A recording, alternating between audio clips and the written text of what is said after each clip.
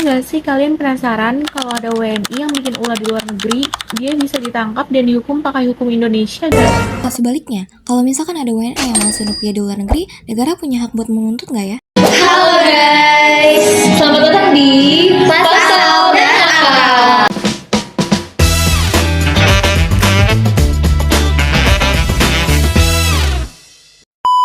Ruang ngobrol santai tapi berbobot soal hukum dan isu-isu terkini. Nah, di episode kali ini kita bakal membahas tuntas 5 asas utama hukum pidana dalam KUHP baru kita, yaitu Undang-Undang Nomor 1 Tahun 2023. Tenang aja, kita nggak cuma bahas pasal-pasal tebal yang bikin ngantuk, tapi kita juga bakal bedah lewat contoh kasus nyata dan simulasi cerita loh. So, check it out!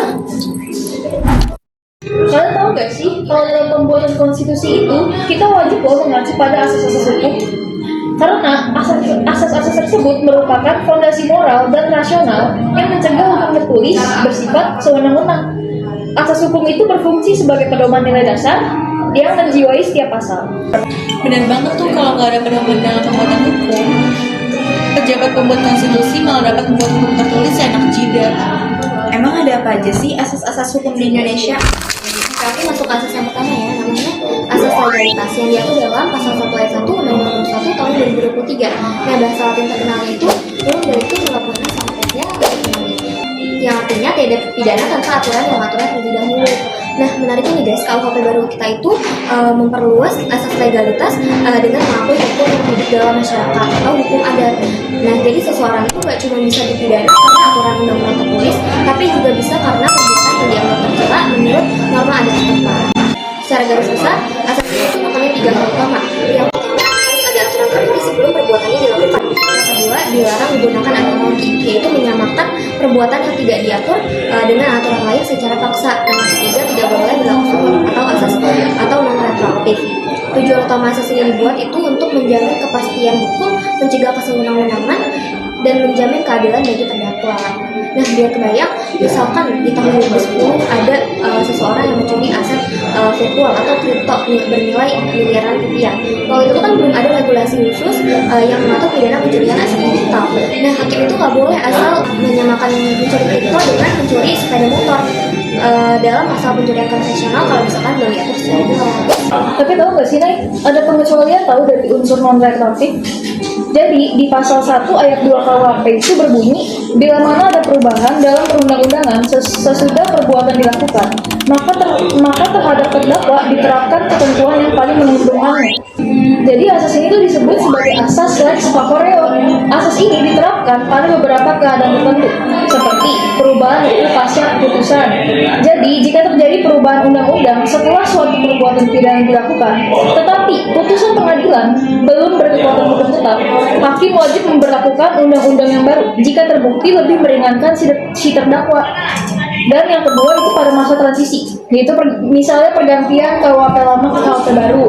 Asas ini tuh menjadi jembatan utama ketika ada perubahan sistem hukum secara masif. Hakim diwajibkan untuk membandingkan ancaman pidana antara aturan lama dan aturan baru, lalu memilih pasal atau sanksi yang paling menguntungkan atau meringankan pelaku.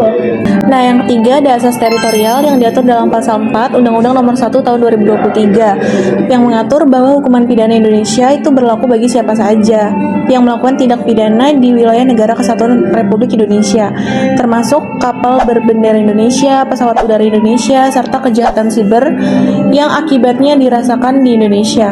Dahulu, asas teritorial terjebak dalam sekat fisik yang dimana pelaku harus menginjakan kaki di tanah Indonesia, menaiki kapal atau berada di dalam pesawat berbendera Indonesia. Sekarang, batas itu melebur.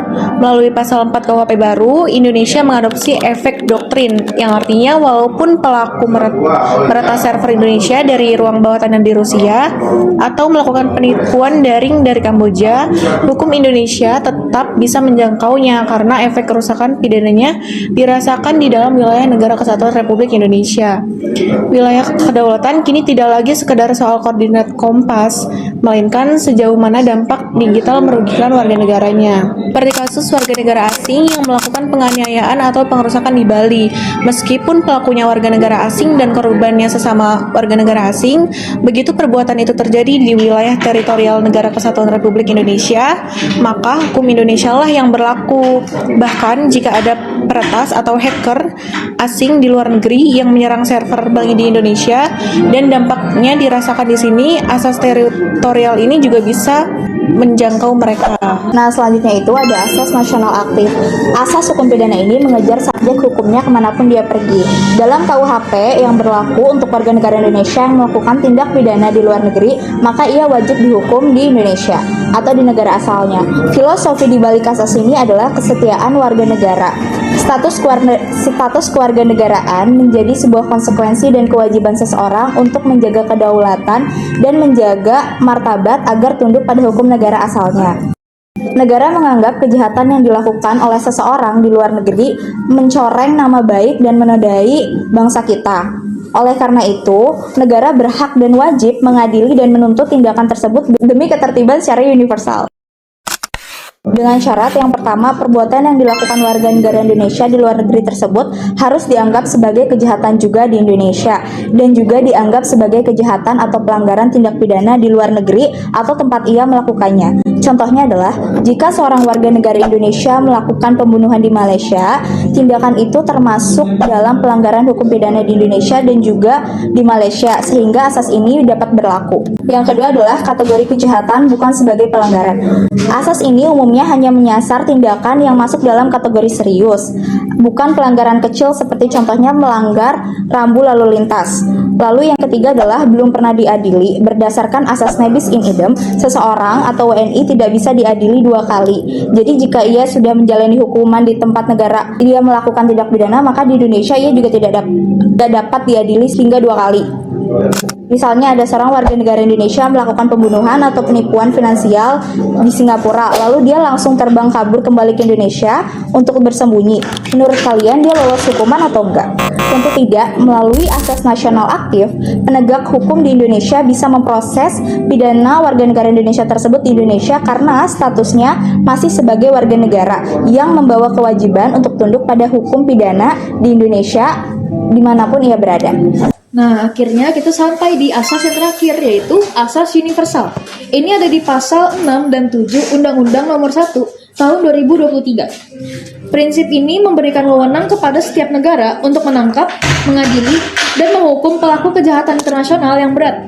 Hal ini berlaku tanpa memandang kewarganegaraan pelaku ataupun korban, serta di wilayah manapun kejahatan tersebut dilakukan. Prinsip utamanya yaitu no safe haven for international criminals, yaitu tidak ada tempat yang aman bagi pelaku kejahatan internasional, di mana setiap negara berhak menangkap, mengadili, dan menghukum demi kepentingan hukum internasional. Dengan catatan, jika pelaku sudah dijatuhi pidana di suatu negara, maka tidak boleh diadili lagi untuk kasus yang sama, yaitu berlaku asas nebis in idem. Berdasarkan asas yurisdiksi universal, negara-negara menganggap pelaku kejahatan tertentu sebagai hostis humani generis, yaitu musuh seluruh umat manusia. Contoh-contoh kejahatannya itu adalah kejahatan terhadap kemanusiaan, genosida, kejahatan perang, pembajakan laut atau udara, peredaran gelap, narkotika internasional, dan juga terorisme dan pemalsuan mata uang. Kalian pernah dengar nggak sih kasus pembebasan kapal MV Sinar Kudus dari pembajak perompak Somalia di Laut Lepas? Pembajakan di Laut Lepas adalah contoh klasik kejahatan internasional. Berdasarkan asas universal, kejahatan seperti piracy, genocide, ataupun terorisme internasional adalah musuh bersama seluruh dunia. Jadi, siapapun yang melakukannya di perairan internasional bisa ditindak oleh negara yang memiliki kewenangan berdasarkan hukum internasional. Wah, nggak kerasa ya pembahasan soal asas-asas hukum pidana yang tadinya kelihatan rumit, ternyata kalau dibedah pakai kasus yang nyata jadi masuk akal banget. Iya lagi, jadi intinya hukum pidana kita itu punya mata dan tangan yang panjang. Jadi selama ada kepentingan negara atau keadilan yang dilanggar, ada asas yang siap menjangkau pelakunya. Ya, jadi mau kamu berada di dalam negeri, di luar negeri, atau bahkan di perairan internasional pun, hukum pidana selalu punya aturan main yang jelas. That's it for today. Kami pamit undur diri. Sampai ketemu di pembahasan hukum lainnya. Curious and stay literate.